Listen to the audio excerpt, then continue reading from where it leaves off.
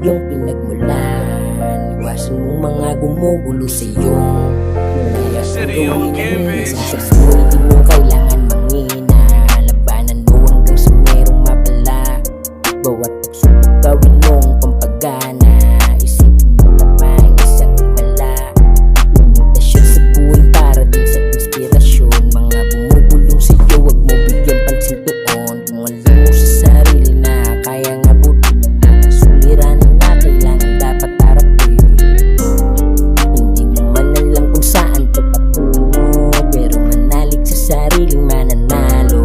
Labanan mo problema na iyong pasan, humugot ng lahat sa iyong pinagmulan. Iwasan mong mga gumugulo sa iyong malaya kang gawin ang ninanais mo.